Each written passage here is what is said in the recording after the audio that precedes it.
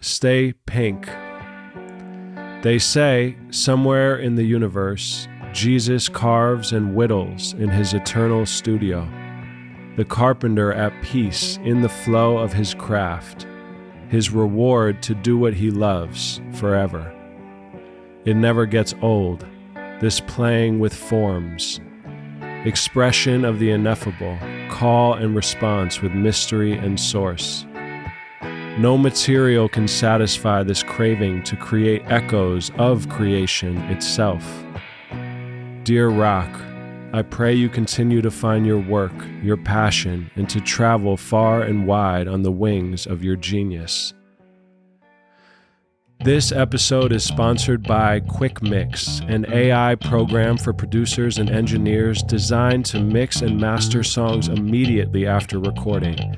Tired of singers and rappers saying, "Can I get a quick mix?" Now you can give those greedy knuckleheads what they want without having to work like an underpaid dog. Welcome to the Pinkhurst Podcast. Our guest today is Lyrivelli, artist, rapper, singer, engineer, producer, and all-around creative magician. What's up, my brother? What's up, brother? How you doing, man? Appreciate you, having me, man. You already know. That ad is not real, by the way. Don't worry. I'm sure they're making those things, but that's a joke for all the times us artists are working with you, like you used to track me and Mitch, we would all be in there. And I know you're on both sides of the board as a creator, vocalist, and engineer, but I know that Illmind and certain cats will get mad at me because I'll be like, yo, let me get a quick mix. Right. So you already know. Right. Quick disclaimer, I've been experiencing these past weeks, as I said, have been intense with, for me, some depression, anxiety, insomnia, which has honestly felt very crippling. And I say that to represent for all of the people who suffer with invisible wounds of that nature and to say, of course, you're not alone, even though that doesn't fucking help when you're in it. Maybe it helps a little bit. And also, if I'm a bit spacey, it's because of this exhaustion, which I hope will create a more zen, relaxed me, because I'm really, really, really excited about this episode and to be here with you. So without further ado, let's get in the hearse and navigate through the minefields of creativity and passion. How you doing today, Lyrivelli, my brother? Man, I'm doing good, man. Really dope intro. I love it all, man. I love where you coming from, and you know, from the day I met you, you always been somebody who's inspired me to like be a better writer and just, you know what I'm saying, just be a better musician. I think when I first met you, it was like the first time that I seen somebody in action, like really a good songwriter in action. And wow. Somebody that really took it to the next level as far as like lyrical mastery, you know? And damn. Yeah, bro. I was young at that time, you know, just fresh out of like audio school. So I was learning. I really didn't know much, you know? So, it was just really dope to be in that environment with you. Man, fuck the pharmaceutical stuff. Just compliment me in a genuine way from another soldier of creativity. That'll help my depression. That means a lot, my brother. For real, though. I mean, I remember those times in where you are right now, 38th and 8th. And we were in that other studio for a little bit. We were in a lot of sessions together, and it was a mutual respect to work with you, even though, you know, you just said you were young, etc. You felt like an old soul who matched the hunger, the intensity, the passion, the appreciation of creativity, the growth, you know, the student mind that hopefully we always maintain no matter what we learn or how far we go. And to this day, from afar watching you, you haven't stopped, and that's incredible. So thank you for that. And again, mutual. I wanted to talk about the idea of this episode. So Stay Pink is the name of a song that is on an upcoming album, and you just sent in your verse for that. And as I mentioned, you know, that for me means maintaining our creativity, our drive, our innocence in that way, our naivete perhaps in the face of logic and survival. The other idea is Stay Pink, Beach Boy, where the hourglass of the time where we have the window to be successful in this modern culture. They say, don't miss your shot, don't miss your window, can be running out. And so we can feel like we missed our chance, especially in this time. I think it's very difficult for creatives of all sorts to survive and be true. So the sand in the hourglass can become a bit of a haunted beach. But here we are in the hearse riding through the terrain of our, situations. And I just wanted to hear from you what your journey is like leading up to this moment. Where are you with your passion, your excitement? Obviously, that's a huge question, but just to dive in, whatever that evokes in you on your journey. Man, so right now, I've just been on a journey of just becoming a better person, becoming a better man, becoming a better father, becoming a better, just person overall. I think that in my life I've made a lot of mistakes off of like me being, reactionary, and me being, sometimes emotional, which they say like, oh, men can't be emotional. But there's a reason why, you need to find a balance, what I'm saying, as a man, because we do have emotions, and when we get emotional, it turns into anger. So it's like, if we don't have that balance, or nobody taught us how to balance our emotions, nobody taught us about anger, nobody taught us about, doing these certain things that we have to do in order to not let these things get the best of us, these small times that, we do not overreact, but we do react in a way that's not, the best for everybody else around you, So I just been doing a lot of like soul searching, bro, and just trying to, just get better, bro. Like, I've been doing the music for a little while, and it's like, I got that stuff down, music, I got it down, but, I still want to figure me out, and I still just want to be better for everybody around me, for everybody I interact with, everybody that I come in contact with, so I just been on that type of search right now, and it's been really revealing, what I'm saying? It's been things that I've had to uncover about myself, things that I've had to like dig in and be like, why is this happening? Why am I this way? Why do I react to things in certain ways? And that's just me looking in the mirror, before I can be anything externally on Instagram or anything like that. That's just me looking internally within myself, so. Yeah, I mean, I'm right there with you in my way. And first of all, you say you've been doing the music thing for a little while, but obviously you're probably in your 50,000 hours plus. I had a note written down for people like you and I specifically. The 10,000 hour thing is fucking nothing to us, man. We've been in this times a lot more. Up all night studio, living in the studio, countless songs and working on the craft. But I love that you're talking about, once that's there, and that's something that we continue to cultivate, but the person that we are, the mystery that we are, the wounds that we carry, the, evolution of ourselves as fathers, congratulations to you and to myself for having been blessed with that responsibility and gift of being dads. The mirrors become more relentless, perhaps. My wife and I, she's a therapist, and we did an episode of her podcast called The Relentless Mirror. And although that can be excruciating, whether it's a friend, a partner, a child, I think that is how we grow, in those mirrors and all of the different parts that come up through that. So I wanted to talk about how, I forgot exactly how you put it, but not being shown ways to process our emotions, especially in certain cultures. I'd say America at large doesn't do well with this.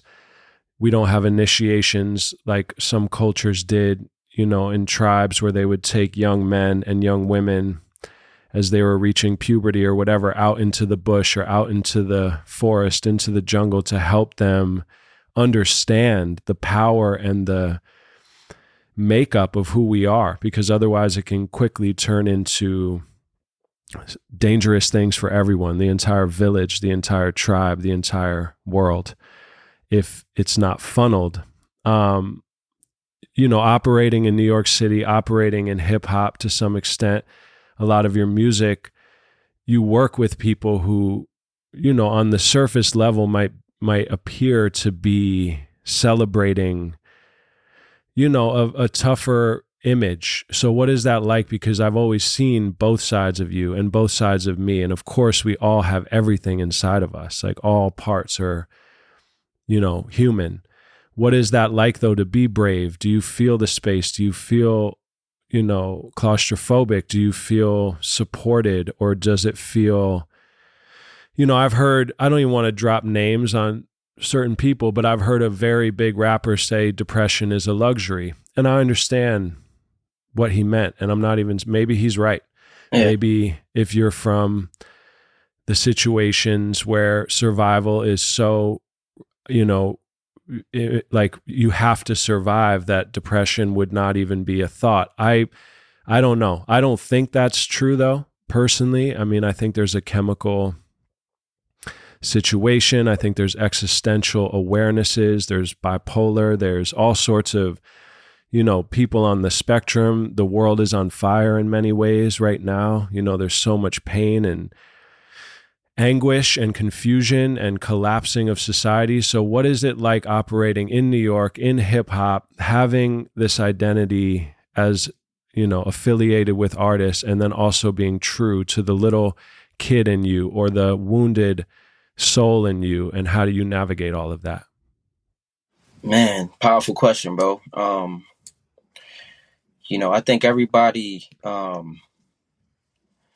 just think it depends on the artist, as far as like who they are, because I think when you meet somebody and you really get to find out like who they are, you be like, nah, this is a real person, even though the music is a little harder or a little on the tougher end, you know what I'm saying? It's more gangster music. It's like, this is their experience, you know what I'm saying? This is how they experienced the world. This is how they came up. So a lot of artists that I've worked with here is that same thing. It's like, this is all of their experiences. And, when I come into the picture, I just bring me. I don't try to, regardless of what the song is about. I mean, with certain records, I'm taking it a certain direction. So if it's about a female, then, but like most of the time when we doing real music, when we doing real rap, because it's like I just put me in it. Like what would I say on this? What do I feel? Like I'm not really even thinking about, the artist or like, or what the person even said. I'm just like, what emotion am I trying to evoke on this moment that I got right now? You know what I'm saying? It could be a hook. It could be like a hook, in a bridge or whatever. So, with a lot of that, I try to not on purpose. I'll overdo it. Like if I'm doing a hook and I'm doing some singing on a hook, I'm going to be super like, I'm going to say some shit. I'm just not going to do like simple singing. I'm going to try to be lyrical. I'm going to try to be methodic, I'm going to try to like say something because I know my time is limited. I only have 8 bars to say as much as I can, or like 12 bars, So when it comes to stuff like that, then I'm more so thinking like that, like what can I say in this moment that's gonna move everybody in another direction or in a direction that we need them to go in, and it's to navigate through it, bro. At the end of the day, everybody's human, bro. Everybody want to live. Everybody want to go home and see their kids. So not everybody's on the same type of time. I kind of stay away from the bullshit. Like when niggas is on, and excuse me for cursing. Nah, you're good, man. It's the hearse. We're in the hearse, bro. You say whatever you want. Definitely. Please. When people on that type of time where they looking for trouble and all that, I kind of stay away from people like that. Like, you know what I'm saying? I'm not like, that's not what I'm looking for. That's not what I'm doing the music for. I'm not in here to beef with nobody. Like I need to get home to my daughter and I want to make a living off this. And you know what I'm saying? I just want to do what I do at the highest level. You know what I'm saying? So I don't got no time for nonsense, no time for, you know what I'm saying? If it comes, then we deal with it accordingly, as we all should, But at the face of it, I'm like, man, I want to stay away from all negativity because there's already so much negativity that we've endured and we've experienced in our lives. I don't want to keep perpetuating that, and it's like what you said, depression is a luxury, right? That somebody said that. I know exactly who said it. Like, and A it's, big dog. yes. So Yeah. everybody had a different upcoming at the end of the day.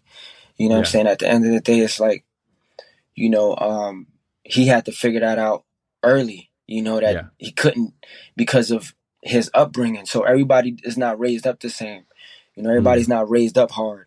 So, and I mean hard is like streets, selling drugs, Totally. having guns, shooting people. Like, no, not everybody grew up like that, and especially like I grew up around it, but I didn't grow up me being hella active. You know what I'm saying? I used to get into my stuff, but I was never active. And that's why in the music, I don't portray to be anything like that. You know what I'm saying? If I'm talking about it, it's really because I experienced it in whatever type of way, So I think that, you know, depression is something that we all face in one way or another, if we want to admit it or not. Yeah. There has to be moments where, like, losing a parent, not knowing who your parents are, like, all those things take a toll on you, regardless of how much money you got, regardless of anything. Like, you could be on top of the world and not have nobody. Like, I remember somebody talking about this, and it was actually, even though he's going through the scandals, um, it was, he was just saying that at one time, he had won like a Source Award, and he came home. It was like the height of his career, And he came home, and everybody was gone. Like, all his kids was gone, his baby mom was gone, everybody was gone. And he started calling people, like, panicking, like, "Where's everybody at? Where y'all at? Like, I want to celebrate this with y'all." So even though, like, in front of the world, like, it looks good for Instagram, it looks good now. You know what I'm saying? It looks good, like, oh, he's really doing it, he's really living it. But really behind the scenes, it gets lonely when you don't have Yeah. nobody, when you don't have no family, like. And nothing in the world can replace that. Nothing can fill that void, that love. You know what I'm saying? Nothing. And that's what I'm realizing now is being a father. Like, the love that I'm giving my daughter, nothing will be able to replace that inside of her. You know what I'm saying? Nothing, no matter what she comes across, she's going to know that my daddy loved me, So that's what I try to, like, live by. Beautiful. And the time, I think, is love. I was talking with one of my creative partners, Michael, Prospect Lux, and he's a dad. I'm a dad. My path has led me where I'm more present or able to be more hands-on with my son. My wife's a therapist. She works more regularly. My flexibility as a creative. So sometimes I find myself battling through stereotypes of being like a stay-at-home dad loser, especially when I'm turning against myself, which obviously I try not to do, because that's, the worst betrayal, I think, is turning against yourself. But he was saying how being a dad, or being a mom, just being present with children, your children, obviously is amazing, but it's also really intense and hard and confusing and pushes all your buttons and, can push you into emotions you didn't even know you were capable of experiencing on both sides of the spectrum. And he made a joke about how back in the day, in the caveman times, when the men and women were delegating the tasks, the men were like, "All right, babe, you deal with the kid. I'll handle the dinosaurs and the tigers. I got that." Because being a present parent is harder sometimes, which I think points to the inner work that you mentioned you're doing. And Red is on this call right now. He's my brother, producer. Red, if you have any thoughts to add, there's the chat, and obviously pop on if you're feeling froggy. But Red and I, have navigated similar worlds to what you're describing as far as the creative world, the egos.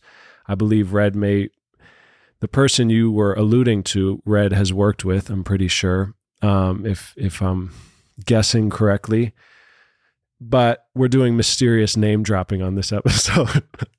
You get points if you can guess who we're all name dropping. But yeah, this inner work is excruciating, man. Like, facing ourselves, facing your own brain when you're laying alone, being with your child when they're crying, laughing, all of that. So just grateful for your honesty and in support of all of us doing this work that maybe some of our ancestors could not do because there was this survival that's been going, and now we're being forced because of the collapse of times, because of going to colleges, doing certain things may not yield what they said it used to. Now it's like, shit, if nothing's working, the only place to go is in. And as you beautifully put, you can come home, you could have the awards, you could have all the things externally that people think they want and still be empty and lonely and sad. So it's powerful, man. And I wanted to talk about the 10,000 hour idea and finding rest in the work. So that's what the Jesus intro, my dad once told me that somewhere in the universe, perhaps Jesus is in this eternal carpentry shop, and that's his happy place, if you will. And for me, my happy place, my joy place, not even happy, fuck happy, it's joy, it's meaning, it's purpose, it's connection, is when I'm creating or connecting. It could even be playing basketball or, at the gym, but really the purpose is this right now, talking to you, working with Red. And that's where I find rest. So what is the spiritual kind of monk journey, the fruit that you have discovered perhaps from just being in it so long, so steadily? Forget the money or any of the external. What have you gathered? What do you find? What do you feel as this kind of monk of creativity? Man, I feel like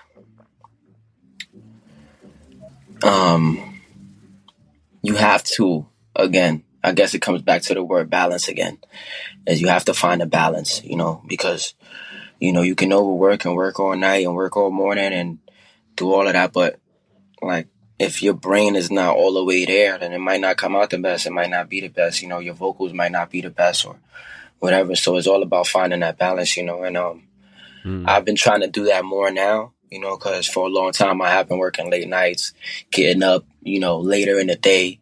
But I actually like waking up early. Like, I like waking up early in the day. I feel like I have a longer day.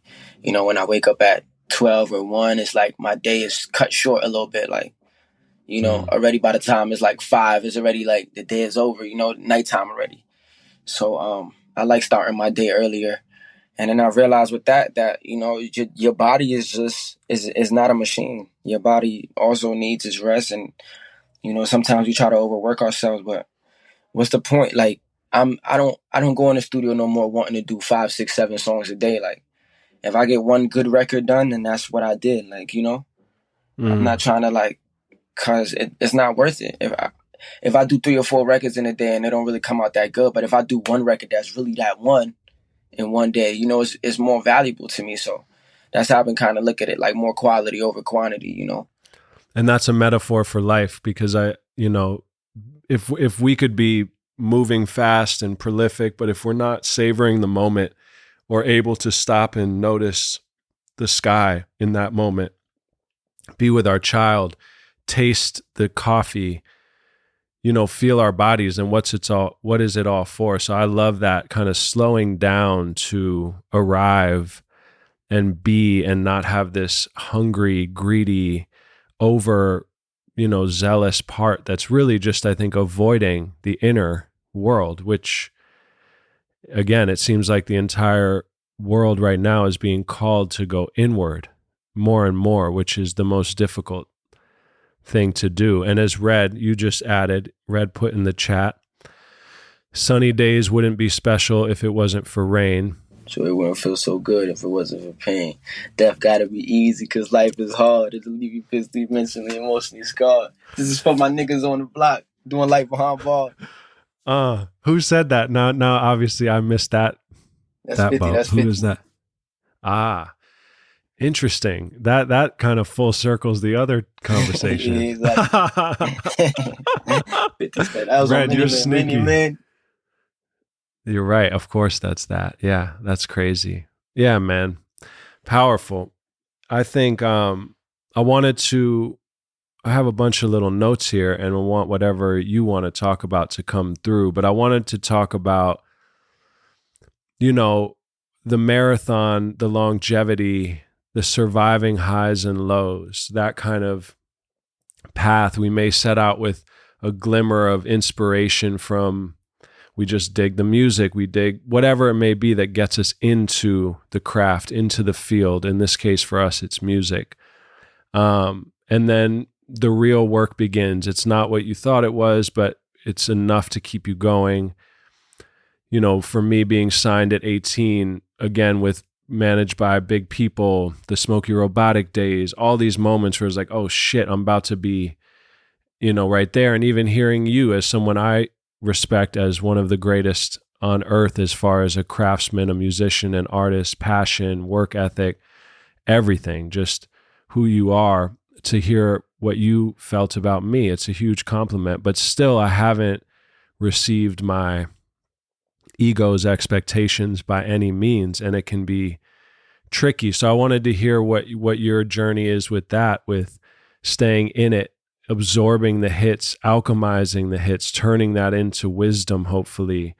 And then after that, as far as the marathon of that, obviously your connection to Nipsey, I'm curious about that because I spent brief windows of time with him Crazy. In New York and in LA with, anyway, doesn't matter. But I know you and him, or you just have a connection to him as far as inspirational. I don't know how deep that all goes, but yeah, just talking about surviving and growing and staying in the game through it all.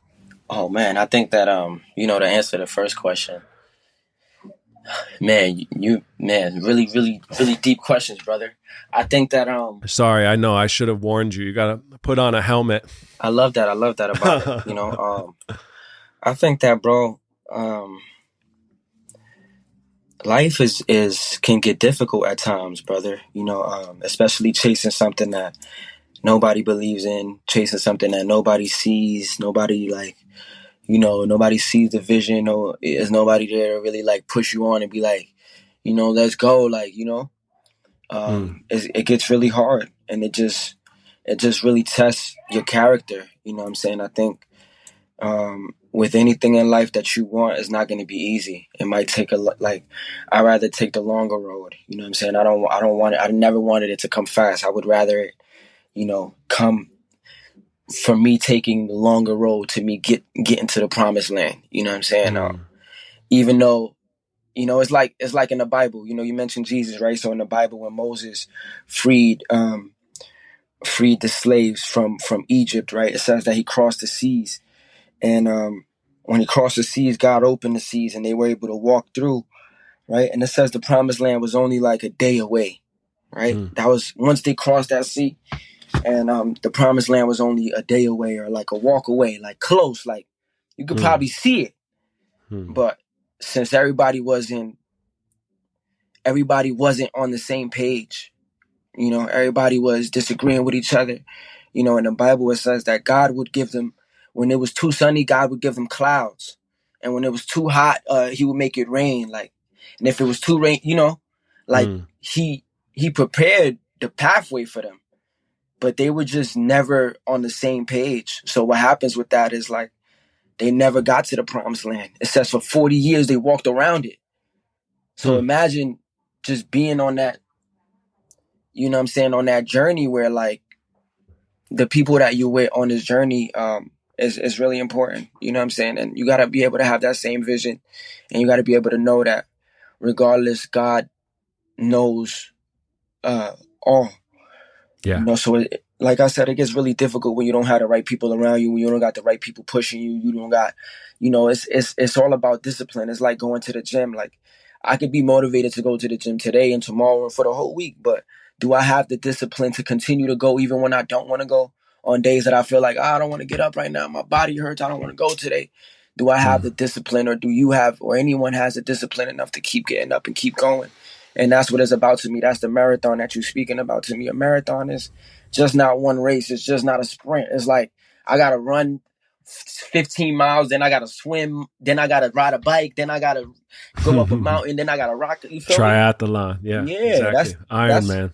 that's what it is. So it's like, it's about having that mentality. And even though, it gets hard and it gets difficult, how bad do you want it? Like at the end of the day, and how far are you willing to go for it? I'm not gonna lie. Like at times I've at times even I doubt a lot of stuff because I'm like, damn, like how how is it that God gave me this talent and I'm not where I think I need to be right now, Mm. Mm. as far as like, yes, I'm on records with a lot of people. I got features with people, but like, as far as like me, where I'm at, as far as an artist, like, by this point, I thought I would have been a lot further.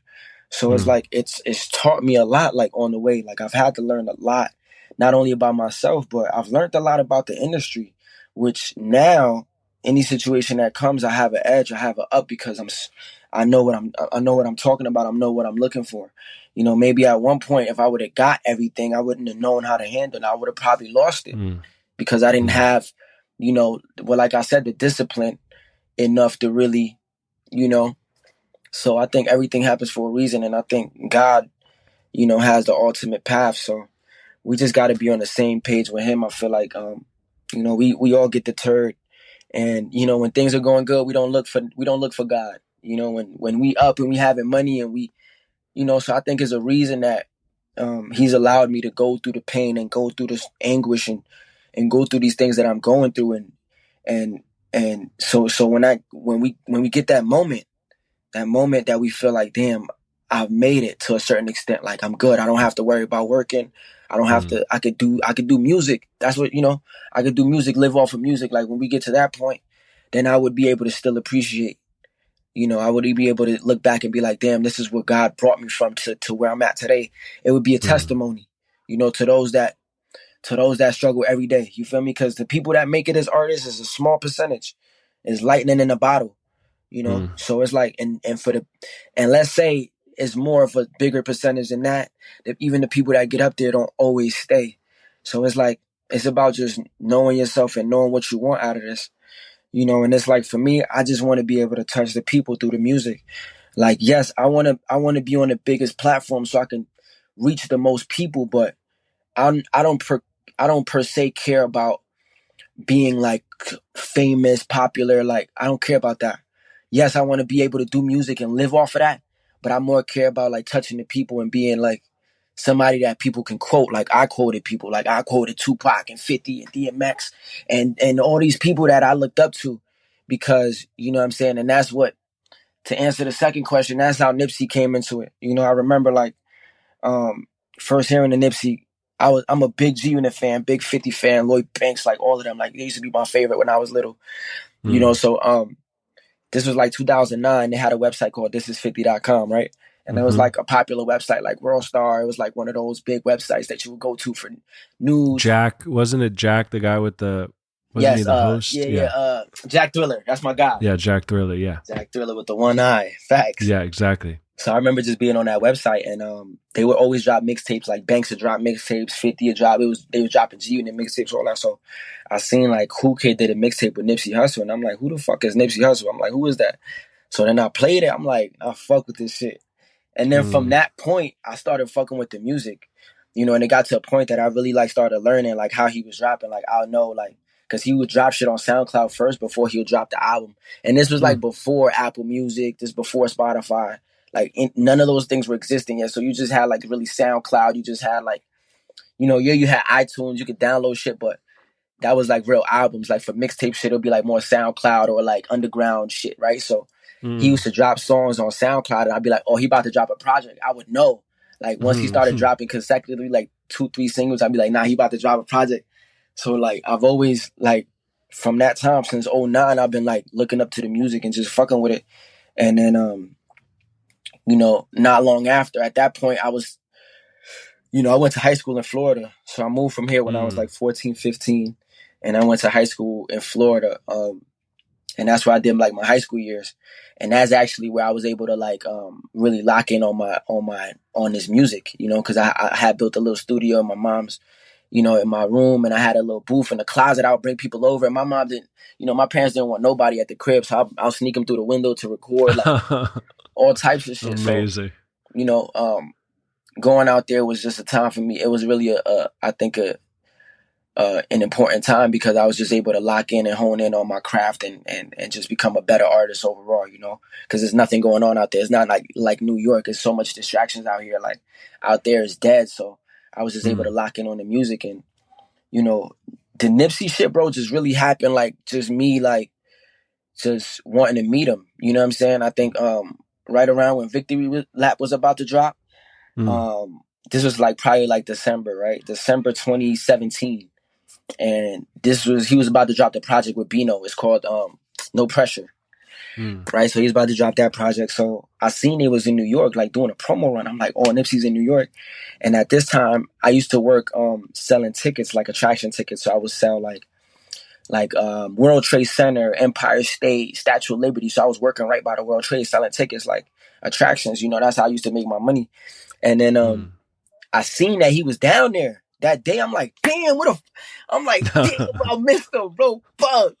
So like, I just kept looking at his page. I'm like, I know he's here. So in this same building, one of my homies, DJ Boy Wonder, he had a room in here, and that's really where I was working out of here as well. He had a room on the 10th floor, and I remember Nip posting that he was at Carmine's, and that was like on 45th and 8th Avenue. So I'm on 30th and 8th. I'm like, oh, I looked it up. I'm like, Carmine's. I looked it. I'm like, oh, this right here.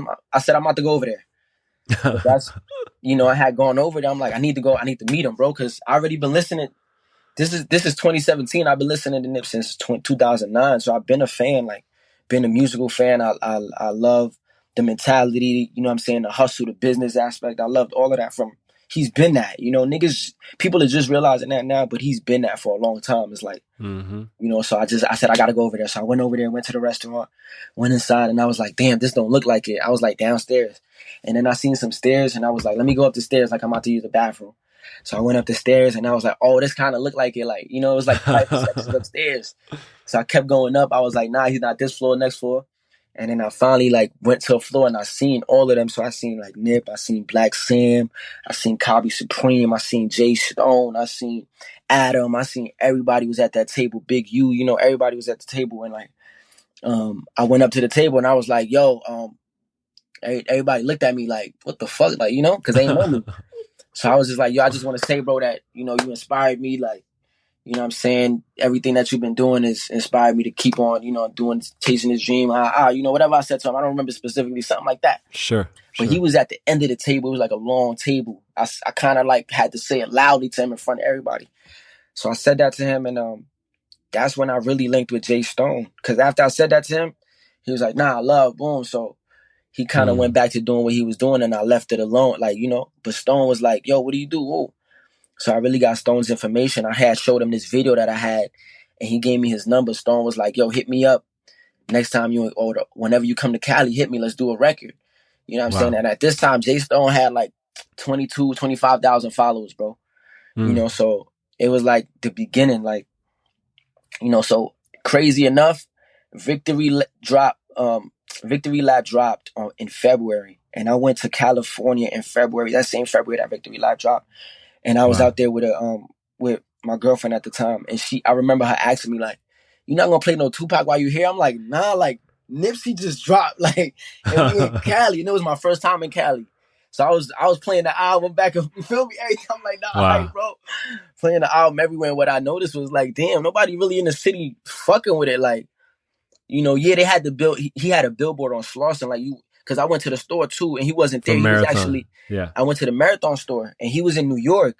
So I ran into his brother. I got a picture with his brother in the store, So I remember just riding down Slauson, and I seen that he had the billboard, but I didn't really hear like nobody from Cali playing the music. I'm like, why nobody playing Nipsey shit? Like, niggas is bugging, bro. So, that's what I realized at the time. So, that's really how that came about. And then when I touched down that same February, I hit Stone, and I had booked a studio. Cause like wherever I go, I like to book studios. Like wherever state I go, I like to, where the studio at? Let's get in the studio, So I had booked the studio in Hawthorne, and I told Stone to pull up, and he pulled up, bro. Like, I didn't think he was Wow. gonna pull up. He pulled up. You feel me? Pulled up. He did a record, and the record that we did, he put it on his album that he dropped. Wow. And Nip was still alive when his album dropped. So it's like, So he heard you. definitely. But not too long after that, this is 2018. 2019 was when the tragic shit happened, right? So, Yeah. I was fortunate enough to meet him. I met him. I also went to he had a show that night. He actually has sold out Urban Plaza twice. So he did the first night, then he did another night because the shit was sold out the first night. So I was there for that, you know what I'm saying, able to see that. And I just, always been inspired by the journey and by the hustle, you know what I'm saying? And yeah, man, that's for sure.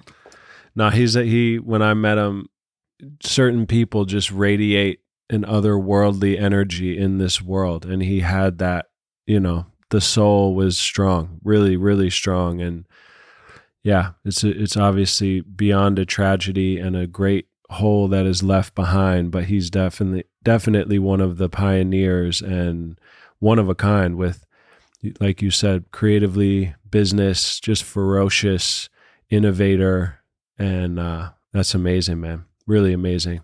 Nah, definitely, bro. And it felt different just being out there in Cali and being able to touch the store and being able to be at that spot before everything happened. Yeah, crazy. It just felt different to just be in the spot because I looked up to Pac, but I've never been able to see where Pac grew up or like be like, oh, Pac is from over here, like Yeah, this was in our time. Yeah. Yeah, for sure. A direct, yeah. Yeah, bro. When you were talking before about the Moses Ocean and all of those things, I think that for me, the promised land, promised is inside of us. And yes. That's the thing we seek is actually in us. And it's not what yours is in you and Red's is in Red's and mine is in mine. And everything externally, to some extent, I think are metaphors pointing us toward union with, some people say God, some people say mystery, whatever you want to call it. Great, just that thing that's beyond the logical mind. And that truly is the only peace and joy we find. And there are certain people, there's a poem by a poet named Rumi who I absolutely adore. He's from the 1200s. He's a Persian poet who kind of channeled everything worth saying, in my opinion. And he said, I'll just read this quick, and then Red, or AKA a fan, Red disguised as a fan with a weird mustache and a can of Lysol. He's been dealing, anyway, inside joke. So Rumi wrote a poem called Love Dogs. And he says, one night a man was crying, Allah, Allah. His lips grew sweet with praising until a cynic said, so, I've heard you calling out, but have you ever gotten any response? Ooh. The man had no answer to that. He quit praying and fell into a confused sleep. He dreamed he saw Kadir, the guide of souls, in a thick green foliage. Why did you stop praising? Because I've never heard anything back. This longing you express is the return message. The grief you cry out from draws you toward union. Your pure sadness that wants help is the secret cup. Listen to the moan of a dog for its master. That whining is the connection. There are love dogs no one knows the names of. Give your life to be one of them. That always gives me chills, the idea of there are love dogs no one knows the names of. Give your life to be one of them. So in a time that's so, I don't mean to make sweeping statements, but we are pretty much in a time that is dominated by the external world, if you will. Everything is news updates and, body image and money and blah, blah, blah, blah, blah, right? And so we're so far removed from the inner world, which is, as we were talking about, arguably the most difficult to access, as it should be. The guards, the lions, and the stories that guard the holy, secret place where the real reward is, the promised land, are guarded by terrible lion demons who will fucking eat your face off because only the worthy shall pass, because that's what gives it its value. So the lions may come in the form of laziness, addiction, confusion, whatever it may be, things that we all suffer with. And if we can start to hopefully know that those are not punishments, but they're testing us, they're hopefully softening parts of us, and we're surrendering into ourselves more and more. But yeah, in a time that's so superficial, when I meet certain people or I remember, oh yeah, man, like maybe my numbers aren't what I thought, but how I'm being beckoned perhaps into a different realm. And from there, it doesn't really matter, what we do, because then you have entered the immortal place. There's another one by Rumi where it's basically like a mystic in the street says, come out into the street. And the person, the protagonist, whoever, the person reading the poem or part of us says, I'm sick, I'm tired. And the mystic says, I don't care if you're dead. Jesus is out here and he wants to resurrect somebody. So when we enter into that, which we do, and then I also love the idea that we're not here to permanently be in that. You know what I mean? Like, we're human. We are of that. We come from that, perhaps. I believe that. I know that. But we're going to fall in and out of it, and that's okay too. We're going to get depressed. That's okay. Can you love that depression? Can you accept your own judge, your own hater? I'm a hater for sure, man, and I hope I can love the hater, because he's going to keep popping up regardless. So on that note, this fan, who I'm pretty sure is red, but I don't know, that mustache is pretty well put on there, says, when the fear of enlightenment comes into play, how do you react? Some say people may fear enlightenment because they know that their ego self must die before they can awaken to their true self, which is exactly what we're talking about here. And then this fan also says, shout out to G Unit and Jack Thriller. I love how we're walking between worlds right now. So yeah, what do you think about that from this mysterious fan? Do you want to speak to Man, I want enlightenment? I want to touch on that first poem that you read. Very powerful, bro. It really reminded me of the story of Job.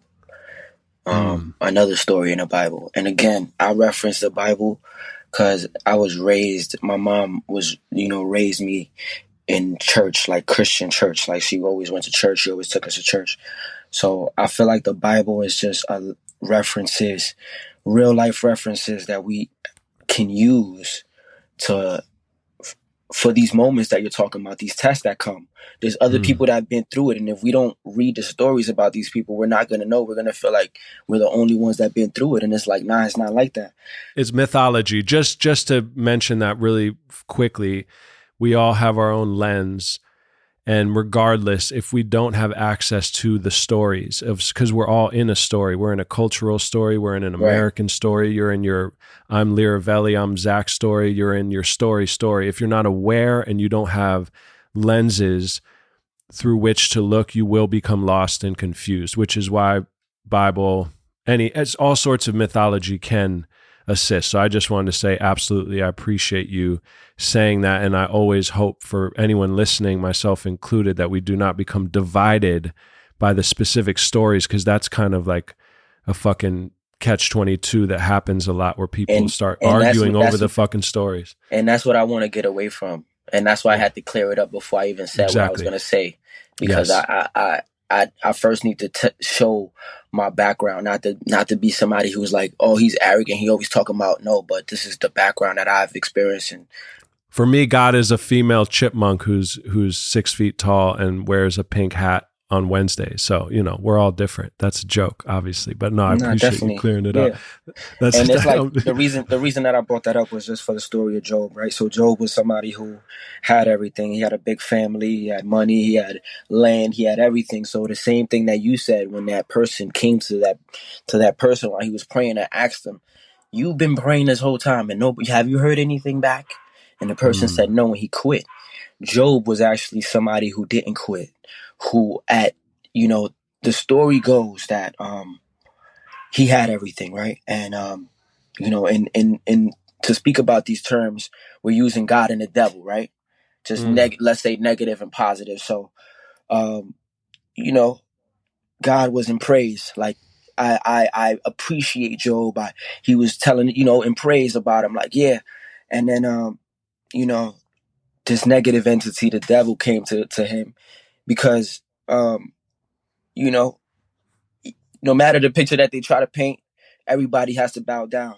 And everything that the negative entities do, they have to ask permission from the creator.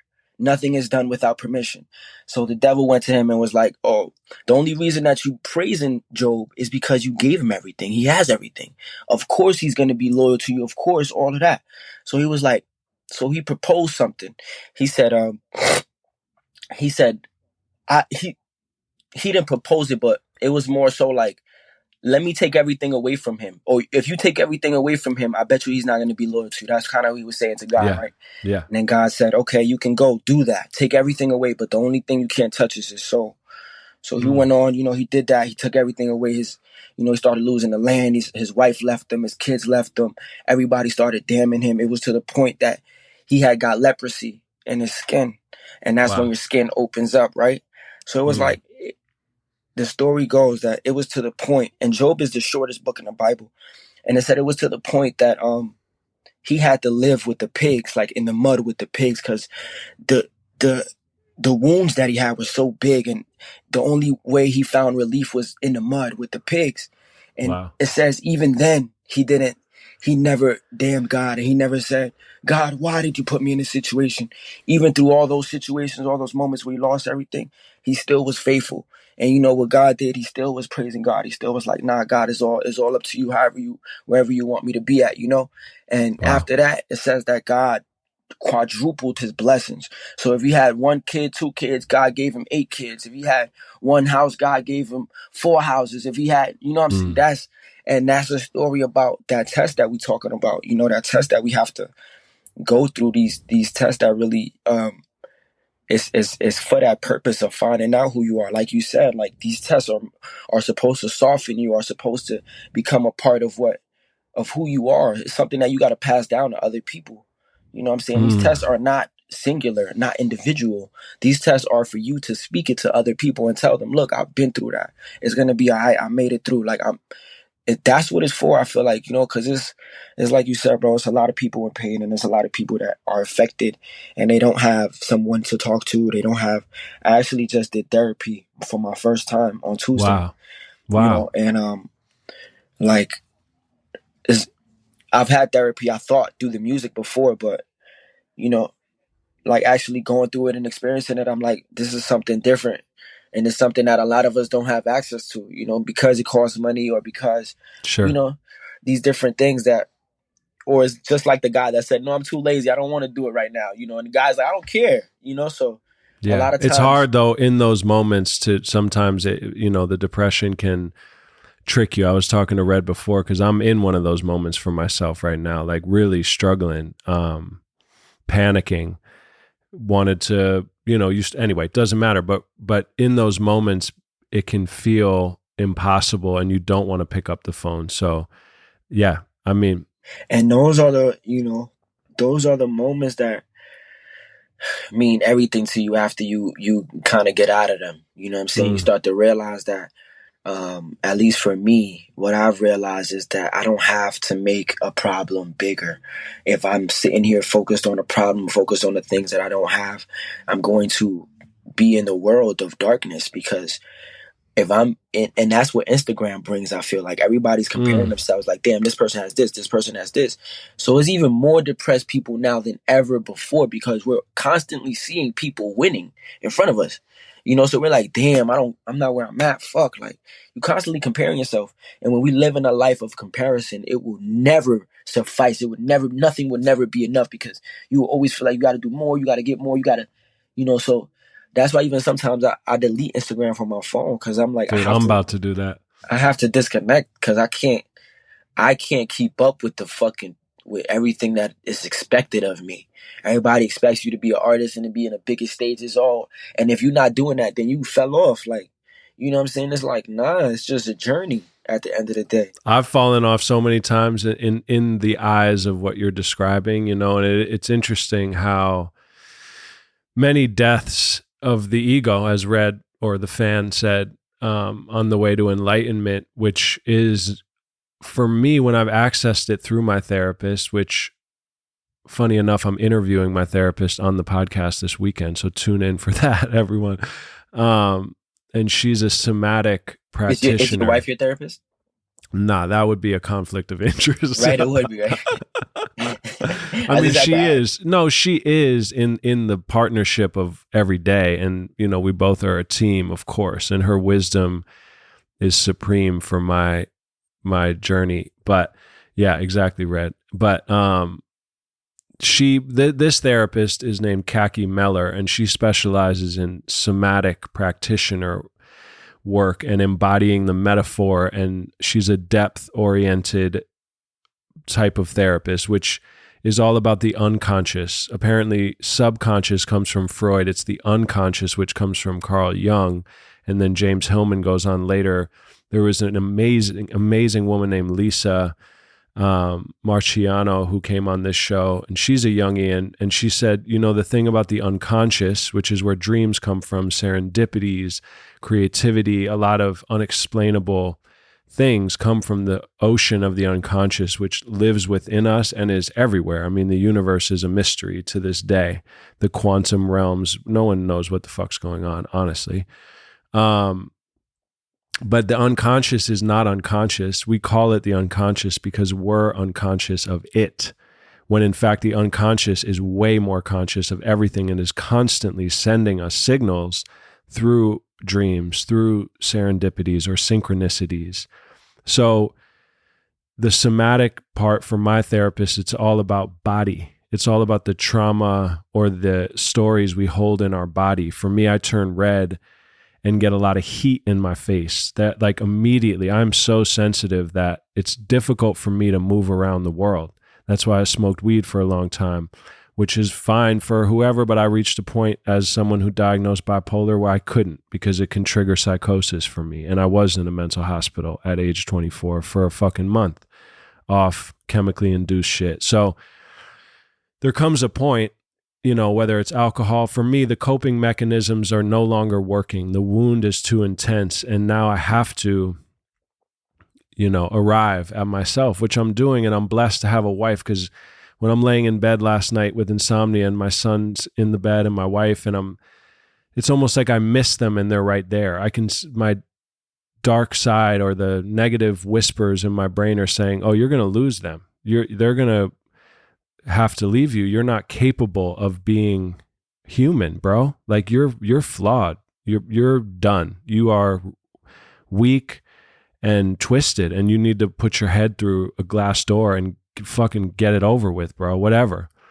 I'm in that, like, and the fact that my wife, the fact that Red, the fact that more and more, it's not to romanticize that or to overindulge in that, but there is a truth in the pain that is so visceral and raw for a lot of us, if not all of us, that the more we can express and normalize and then find ways together and be aware that social media has its pros and cons, but raising children, I don't want my son on that shit until he's, if ever, mentally equipped to navigate, because I'm not mentally equipped to navigate it, and I'm 37 years old.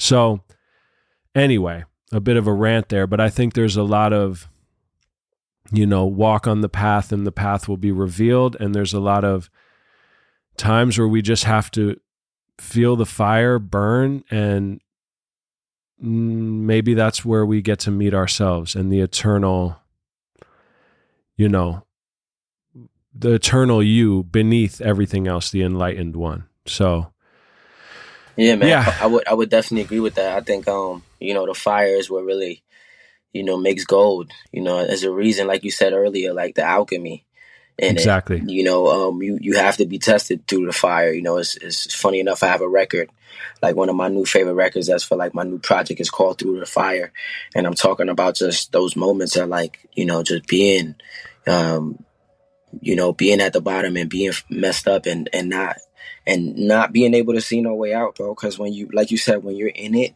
there's nobody that can tell you shit about nothing. Like you just in it, So it's like Yeah. up to you to get yourself up out of it. And it's like sometimes that's hard to do because your mind is very powerful. So when you like I said, whatever we focus on is gonna it multiplies for me at least. Like so sometimes when I find myself not at the happiest of moments or not at the happiest of times, like I really like try to be like, man, like it's just, I don't know, it's just, that's why meditation is so important. That's why these practices have been practiced for years and people have been practicing for years, because these are different ways for us to deal with you know um you know um the world. Existence. I exist. Exactly. I am in a brain. What is Exactly. going on? Do I Exactly. exist? I don't even know. I think I'm a figment of my own imagination. I have a joke poem that I wrote where it's basically like it's like you and God, and you're asking God, and God's like, "What, dude?" He's like, "Have you been talking this whole time?" And God's like, "I'm trying to sleep." And you say, "But God, you're dreaming me and I'm in your like what do you, and then it's just this echo chamber of, hello, is anyone out there? Hello, am I here? And then embodying a peace with yourself, hopefully at some point. My mom talks about that she's found some acceptance of herself, and she knows that at nighttime your brain tries to eat itself often. There's certain wisdoms around understanding the terrain of what's normal. Insomnia is common for people. Depression is very common for people. These things don't need to be secret, shadowy things. We can all be brave together and know, yes, this is a very intense journey to have come down, to be born, to embody a body as a soul. You are brave, you are beautiful, and let's stop getting tangled in this he said, she said, and find our, in alchemy, it's called the conjunctio. You need to be able to, it's the conjoining of opposites. If you can't hold the tension of two opposites, the third thing can never be born out of the fire or the philosopher's stone. We live in a time, whether it's Democrat, Republican, he, she, them, us, over and over again, we are finger pointing and we are not holding the tension to allow the new way, the creative way, the imaginal way to come through. And that's what I'm doing right now in myself, if I survive it. But in the meantime, I'm leaving these seeds in these podcasts and these songs hanging with y'all. And on that note, I wanted to ask you, as we slowly wind the whip down, and I hear that good bass in the background, which is beautiful because you're in the belly of the creative factory where we used to work together in New York City. I'm terrified of New York, by the way. I haven't been back in 6 years. I think I would pass out. You'll have to, maybe meet me at the airport and give me I don't know, some sort of special helmet to navigate New York, because I'm way out of touch with it. But can you talk a little bit about Resurrect the Feeling, your label that you founded, the DIY nature of your creativity? What is it to be the artist that you are, who, like you said, you have records with major artists, you're on their records, they're on your records, but at the end of the day, I don't know your situation. You don't have to go specific about labels or not labels, but I know you embody a true DIY in the footsteps of the Nipseys and all that. So can you talk about your label, what you're doing, what you're up to, and kind of the essence and the mantras behind your craft? Definitely, brother. Man, you said a lot too, Bo. A lot to unpack. I wanted to also answer the question of the fan earlier when he Yeah. said, when the fear of enlightenment comes into play, how do you react? Some say people may fear enlightenment because they know their ego self must die before they can awaken to their true self. Just to answer that question, when the fear of enlightenment comes into play, there's no fear there for me. it's more like for me, the fear comes in the responsibility that comes with being enlightened. The Mm. responsibility that comes with knowing, and like they say, uh, uh, what they say ignorance is bliss. I'm sorry. So No, ignorance you're is bliss good. for a reason, because it keeps you in a state of like, uh, You were in bliss right there. That's why you couldn't remember. You were in a right. blissful. I'm just kidding. So it keeps you in that same state of like not knowing the truth. When people don't know the truth, they don't have that responsibility of like For real. having to worry about others, and knowing that um, you have to push this message because um, Because we're all connected, and everything you do matters. exactly. Wow, wow, that's interesting. To step into the oneness by being who you are requires, you can no longer pretend like it doesn't. You can't pretend like this is all some video game and it's random. You step into that. And with that does come the responsibility of only when you're cheating yourself or you're, doing something that you shouldn't do. It's about you and you in that way. That's powerful, man. Thank you. And again, I know you're in the middle of creative zones over there. So whenever you need to dip, but around Resurrect the Feeling and all of that DIY, which is what Red and I, by the way, I meant to say that too about the fire. We have a record on our upcoming album, Electric Bible, called Lay Down in the Fire. And I think you might need to do the remix of that one. And you're on the new album coming up. But yeah, I mean, Red and I talk about it every day. For us, the creativity is we do it in our sleep. Sometimes we might even feel like we're bothering people, so yeah, just Resurrect the Feeling. Even that name speaks to that process of continual rebirth and continual embodiment of the vision. So yeah, would love to hear anything you want to say as we wind down this first journey together about that. Well, I just want to say, doing that record, I've been sitting on it since you sent it to me, and I didn't really. I wrote like the first 4 lines in it, like wrote it like on a piece of paper, and then the rest of the stuff I kind of like, how I record, I like punch it in. So I punch in every like bar, punch it in. So, just hearing that record when I first heard it and I heard the hook and I'm like, nah, this shit's fire. Like it just reminded me of some Nate Dogg shit. Like I'm like, Hey. it's tough. I knew, Let's I knew. go. And then Zach, when you told me what it was like, maintaining your innocence or maintaining that purity in you, even when you've been through all these things. It's like, that's kind of where it took me, where I did that verse like that, because I was embodying those things, and just like again, it's just giving me like everything that Zach was saying in it was so powerful. Like, the rap part with the verse was crazy. Like he was going crazy. So I was like, how do I I want to take that and tell my own story, and just be able to take it to like bring them to my world for a second, so it was just really dope to be able to collaborate on that. And that's what Resurrected Feeling is like, it's for a long time I've been looking for movement, like what am I going to name my movement. For a long time I've been like, what am I going to name it, because everything needs a name. That's why you got G Unit, that's why you got All Money In, that's why you got all these different movements, because Mm, you need to be able to identify it. So like mm, I remember coming up with Restore the Feeling. And I was like, oh, that art, restore the feeling. So I called my cousin. And it's like my cousin, he been with me since I was young. Like he's always been with me, like recording. He lived in Florida too. So we moved out there because my uncle was already there. So he was already mm, living there. So he seen me from the beginning, like, mm. recording, doing all that type of shit. And so I told him about that, like restore the feeling. And he was like, restore? He was like, nah, bro, not restore. He was like, resurrect, bro. I was like, Mm. ooh, That's hard. facts.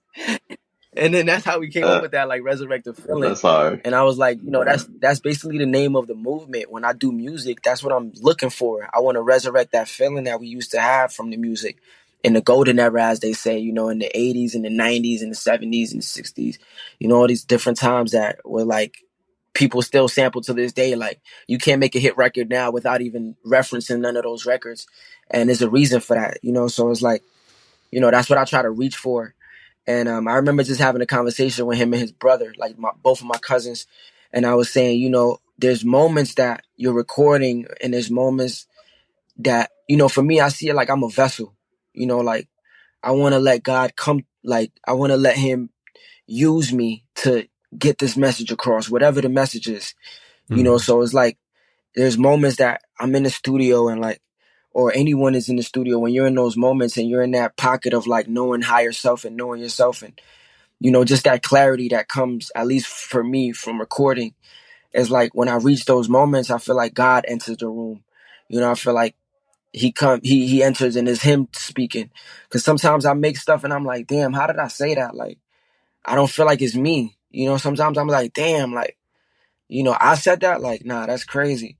So I know that there's something more, it's spiritual to me, everything to me is spiritual, and that's what music is to me. And that's what Resurrect the Feeling is. It's just about resurrecting those moments of like good music and being able to convey a real message, and just that's what Tupac is to me. That's why Tupac is my biggest inspiration, because even to this day, we can listen to all the Pac records and you'll get something from everything.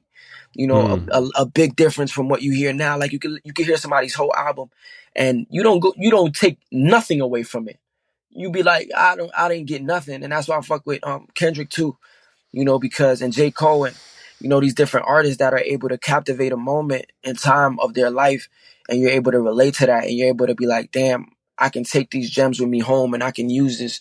There's so many gems that Pac gave, like, turn this house into a happy home, like a 25-year-old kid talking like that, 23-year-old kid talking like that, bro, is different, So I've always been just inspired by that, and Resurrect the Feeling is that exact embodiment of just staying true to you, and being able to just give people an emotion, and being able to invoke that emotion in them, and being able to move people.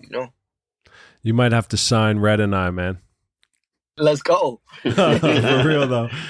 We might have to put out the album on Resurrect the Feeling. And again, whoever that fan was, I don't know wherever he's at. Like the question that he asked was literally for that reason, was because it was like, it's like, at what point do you recognize like, yo, I just gotta be and not try so much? You know what I mean? It's like, so that's really the meaning behind that, the fear of enlightenment and all that stuff. Whoever that guy was, wherever he's at.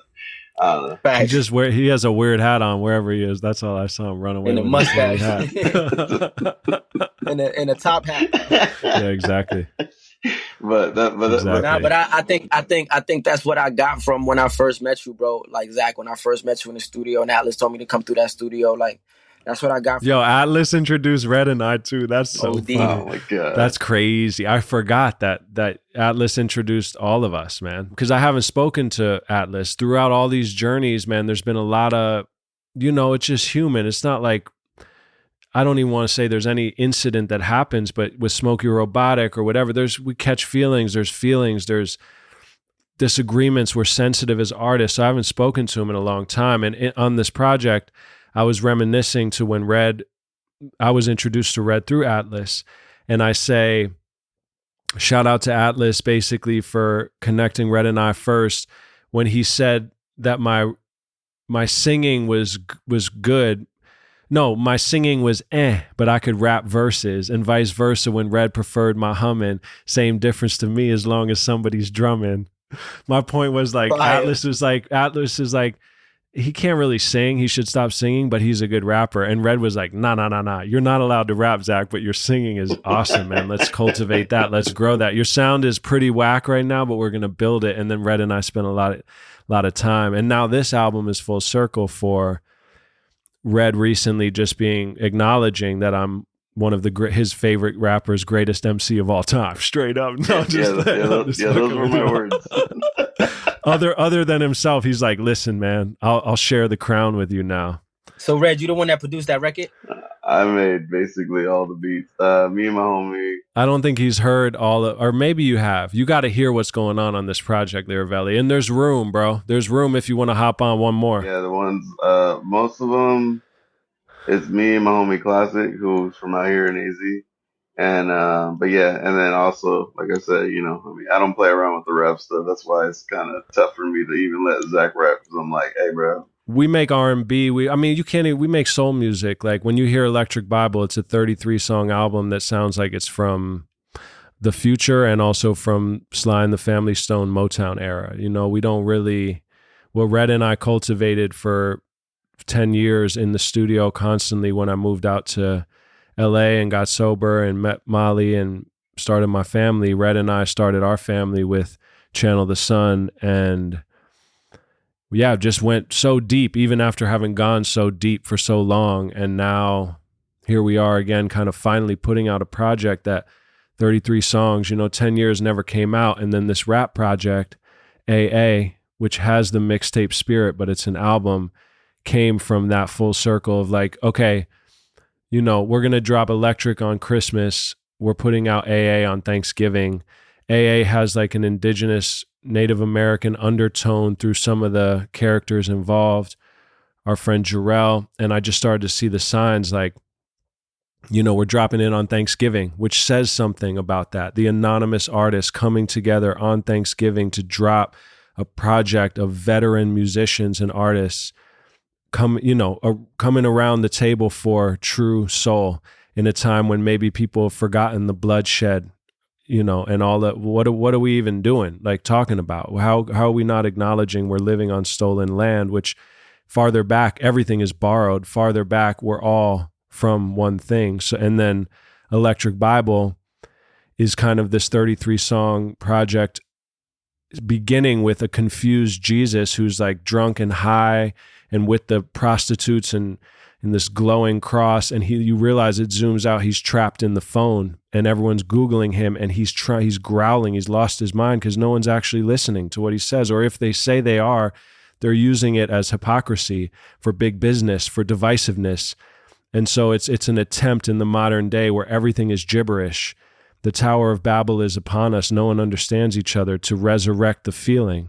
See what I did there? That was God. That was amazing, me. bro. Crazy. Yeah, that was the wildest explanation I ever heard of that project. and Damn. and I love It's it. real No, shit, though. everything you said, hey, we're sampling this on the project. Oh shit.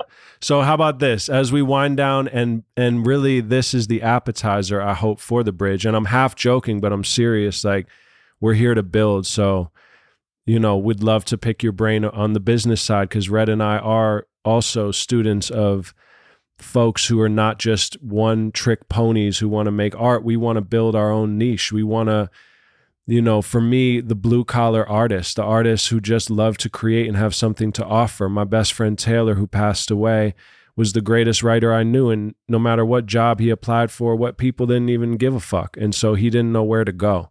And he had so much to offer and so much love to share. So whether that's AA, church, a lot of the time I feel like certain individuals who are a little more wild in our poetry and our individual nature, we don't know where to go. And AA doesn't fit for me, and church doesn't fit for me. But this is our church in the wild of lone wolves. And so let's build in multiple ways. I wanted to leave all my blabbermouth shit with this poem that came through from my upcoming book, which may never come out. Another example, but I hope it does. And it's dropping. Fuck that. Yeah, it's dropping on Resurrect the Feeling, the first book published through I'm serious. Guess how the book came to me though, Lyrivelli. It came. It's 216 poems, because if you play CeeLo and you roll the dice, there are 216 outcomes possible with 3 dice. So the book will come with 3 dice that you roll, and depending on the roll, that's what hard. poem needs to come through at the moment. That's hard. And that bridges the spiritual and the physical, because you can gamble and still be a man of soul. You don't need to be all, woo-woo and vegan and praying and not. We're of all. So number 71 in that book is called Those Royals. I often think while washing dishes, cooking, cleaning, etc., especially when my animal mind whines, how the servant is really the master, rich in experience, while the wealthy man robs herself, delegating, shirking certain responsibilities in favor of more important things, Ha! My calluses proclaim, those royals don't know what they're missing. Rich in wrinkles, at peace with mud. Which brings us back to Job and pigs, which brings us, if the fan gives me permission, or maybe I shouldn't do this because we're already on an hour and 22 minutes, but the three-legged pig joke should come in at some point. Yeah. No, I think you're good. Or I think whoever the fan is, I think you're good. Should I tell that joke and then be done with this? Well, Or first should we things let? first, I just want to say one thing. I'm very appreciative of the fact that you brought in the story of Job in this conversation. Again, I just happen to be in the back. I'm in the producer area in the back, way back in the back room. So You're the body in the trunk of the whoever hearse. that fan was asking questions, I don't know about that person. We gotta put them in a trunk at some point. But Yeah. but I do appreciate you just saying, like, one, your spirituality through everything, because man, that's very important always. And as someone like myself, I've been finding that as well. Again, I was raised on the same thing, and but just hearing your voice and the tenacity and the tone and the actual like feel behind it, behind the tone, behind the tone, behind the tenacity, behind all these things, like you absolutely live that, which I love, man. So for me, I'm a big fan, brother, already. So, and obviously, we'll do more things in the future, but just letting you know in advance. Yeah, Red Sirius Lyrivelli, it's a good combination of, like I said, the blue collar, like everyone involved in this project and on this call right now. We play, we work, we get on the court. It's not about the talk. This is, for real. Red produced a song for Zayn with Symphony, #1 record in the world. Red's been in, just like yourself, studios for decades. Red's 400 years old. No, anyway, you know what I'm saying. We've all done this, and somehow we're still coming out with our innocence somewhat intact, even though we're limping and scarred. 398 years old. Don't be rude. Oh yeah, that's true. My bad. You're still a baby. Oh, you're a little beach boy. But yeah, I don't think I need to tell the joke, but I will say I started this call feeling like a black hole I think you should tell the joke still. Sadness, and now I can't shut up. You sure? Absolutely. All right, I'm gonna leave y'all with this joke, and then Lyrivelli, please bless us with any final words.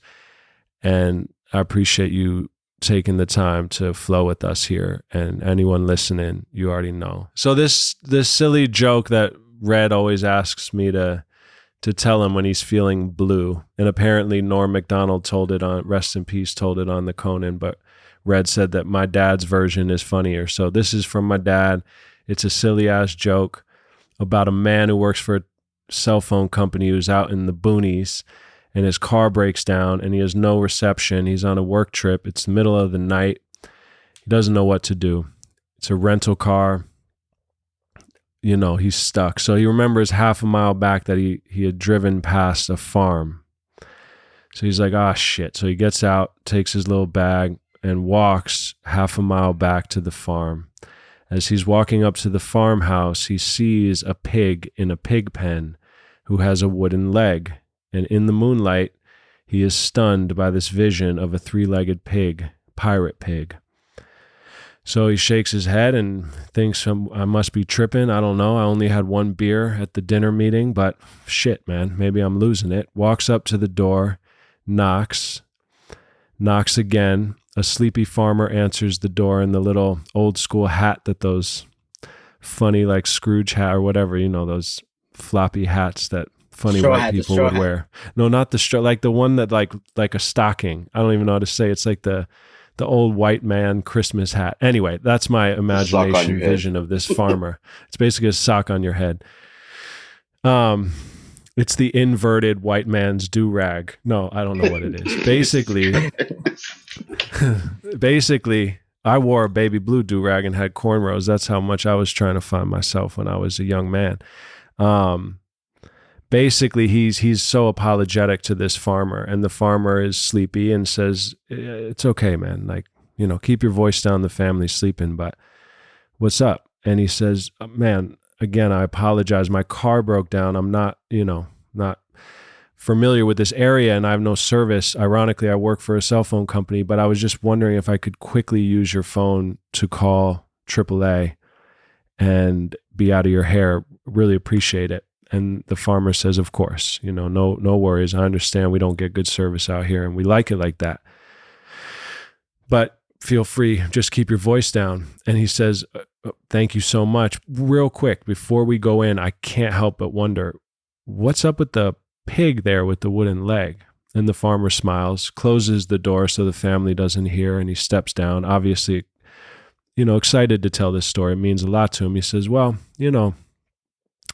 about 7 years ago, my two sons were down at the lake, and the wife and I were out of earshot, and little Timmy is not a good swimmer, and Tommy was just learning to swim. So Timmy starts to drown, and Tommy's on the shore, doesn't know what to do, and they're screaming. He's screaming for help. We don't hear. The pig hears, breaks out of his pen, dashes down the lake path, swims out, and saves Timmy's life." And he pauses, looks at the guy, and the guy's like, "Wow, that's amazing." And that's how he got his wooden leg, right? You're saying? And the farmer looks at him and says, "Did I say that?"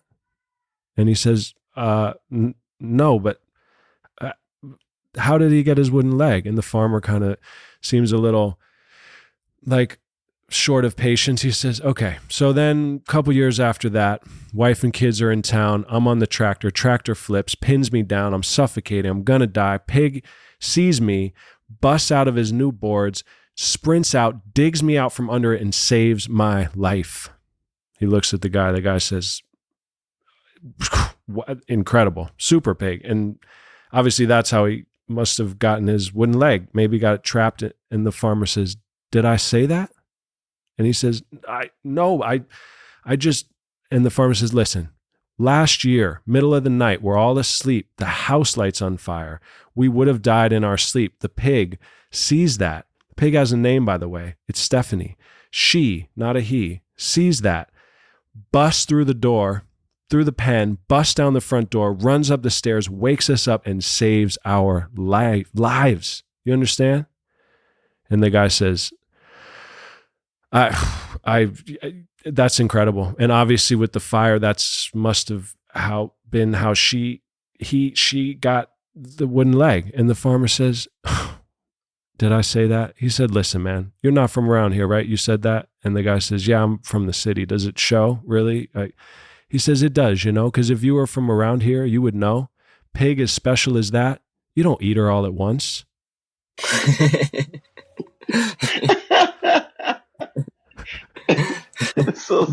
I think I'm that pig. I'm Stephanie, and life is the farmer. Like God is the farmer, and I definitely have one wooden leg right now. So I guess I'm special though.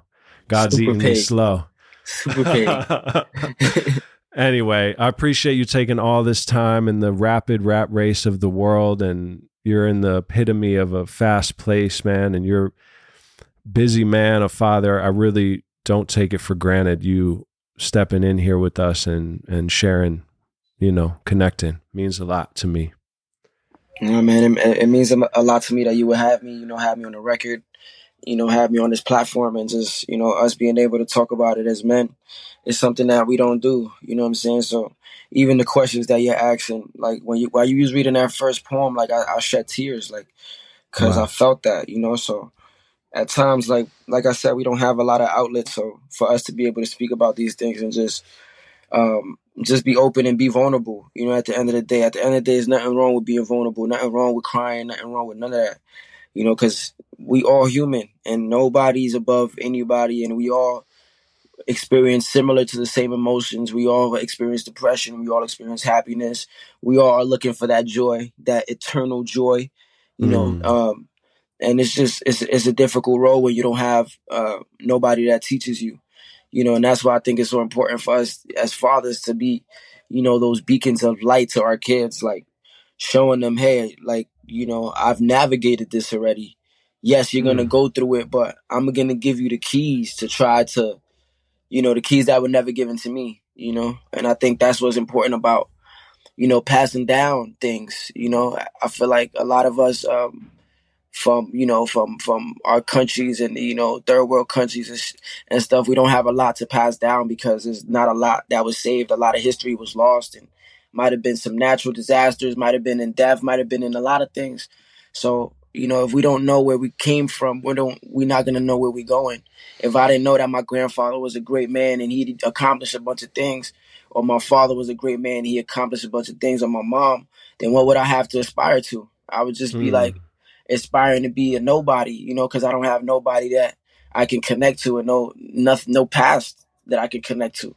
So I'm just trying to leave that behind. Like, when I'm no longer here, I just want to leave that memory in people. Like, I just want to be able to have that connection with certain individuals so they know, like, nah, this was a real person. And I was able to take these keys from him while he was here. And that's what I think life is about. It's just about passing down those keys, passing down these moments of, like, our story, because we don't know who we can help. We don't know who, just in us speaking through this podcast, like, we don't know who we really helping. So it's just important that we just keep pushing the message. And the message is to Stay unite. pink. Stay pink, and we got to unite. I feel like as a people, everybody got to unite. We all separated by religious beliefs and political beliefs and black or white and this and that. It's like so many things that separate us from the soul.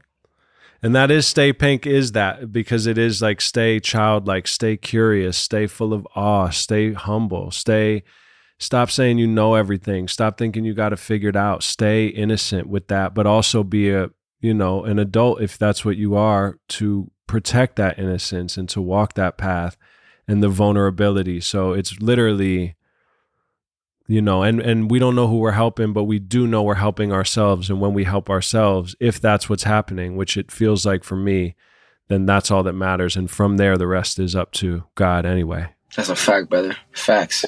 And I don't know if this will make the cut in the pod, but I just want to say everything you just said, like, is exactly that. It's like leaving trails for people, like, in our past, or in our future, really. We're leaving trails for them to kind of really, like, learn from us. And, like, that's the whole point of this whole thing. Like, we're supposed to leave trails, so where everybody can really understand, like, it's not just where I come from. Don't worry about me. Like, just understand the journey that I went through. You know what I mean? As opposed to the ego. Again, that's why I asked, or whoever that asked that question. Yeah, of course. I mean, it's just like when we plant a seed, especially like, having kids, man. I always think about it now. It's like you plant a seed, you might not sit in the shade. It might not be for you to enjoy it. It might just be for your kids to live on that. And it's something that, that we gotta stand on every day. What kind of seeds are we implanting in our kids? What kind of messages are we putting in them? So when they do get to these moments that they feel down and they feel depressed, they can remember that voice that spoke to them and told them it's gonna be all right. I made it through. It's gonna be good, bro. Like, sometimes that's meaning. all we need to You're hear. a warrior. Exactly. You're a warrior. There's meaning. It's not random. The pain, I love this idea that there's a certain amount of grief in the universe. There's this amazing poem. I don't remember who wrote it, but they basically say that the only thing that humans actually offer of value is our ability to feel grief, and that it's a wonder we're still allowed to breathe with how, insane we are. But the fact of being able to feel is our contribution to the whole universe. So not only perhaps when we feel alone and we're processing pain and we feel like we're a bother and we should just die and disappear, perhaps you are actually feeling pain that needs to be felt for the collective, and the grief slowly will be processed by all the brave souls who come down. And it's not your award, it's not your best song, it's not your best photo when you were the skinniest or the handsomest. It's actually your fucking brutal, raw ability to just feel the feelings that helps all of us to continue. So Yes, exactly. And that's why my last project was named that. It was named The Feeling, because before I could tell people to resurrect the feeling, I got to give them the feeling. And it's all about that, man. This shit it's so important, bro. Everything you just said, bro. So we're important, on it, bro. We're on it. Man. We're in it, we're on it, we're of it, we're surfing it, we're the mystery in full effect, and we're leaving clues for ourselves, really, because we are each other in a weird way, but we have to be I to then connect to the us. Yes. So shout out to all of us.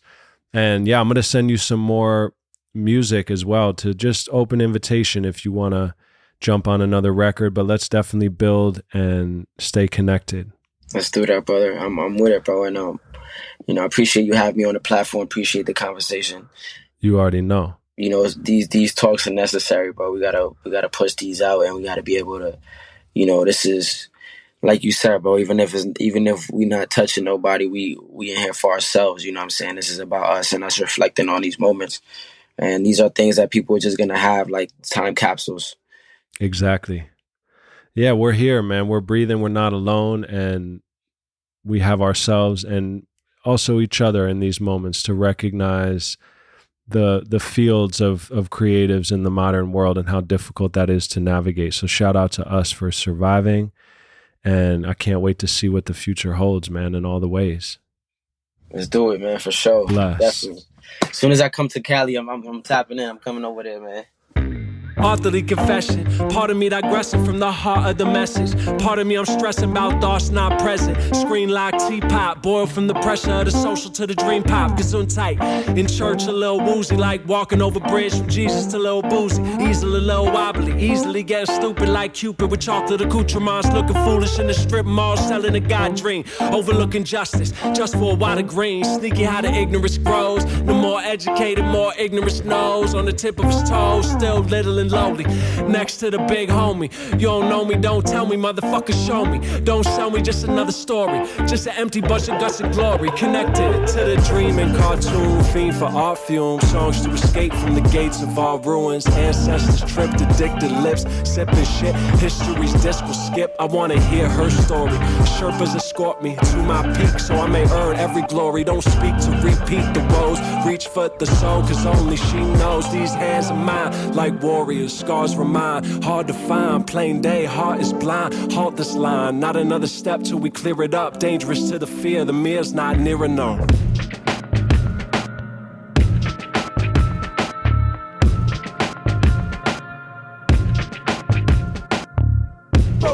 Talk back, you really wanna be cool. See through the prima donna, I can't move. Can you please? Out of the blue, I pity you fools. Saw you talking, copycatting the keys, huh? Empty hallway, always end and agree, yeah. Bet on myself, following all the dreams die. Leave me the soul, posing for the peacock. Out of my core, I wanted to feed you. Told me it's war and then I believed you. Ran in the storm and saw that it's see-through. Heart me still like poverty feel. And I'm in this chill, I gotta be real. Mzungu trying to catch me. Swimming with the Bluetooth shark intercept me. Bullshit that day, rockin' arrested. Pop sugar, hot bullets, they got boogers in their nose. Candy with bullshit traps we expose. And as I go extinct, they grow. Life's blinking, life's meaningless, frozen. Roll back, talk back, you really wanna be cool. See through the prima donna, I can't move, can you please? Out of the blue, I pity you fools. Only in love will I find fixture. Must define before we commit to a vague life with glazed eyes. I wanna wake up before I die. Only in love will I find fixture. Must define before we commit to a vague life with glazed eyes. I wanna wake up before I die. I wanna wake up before I die. I wanna wake up before I die. I wanna wake up before I die. I wanna wake up. Yeah.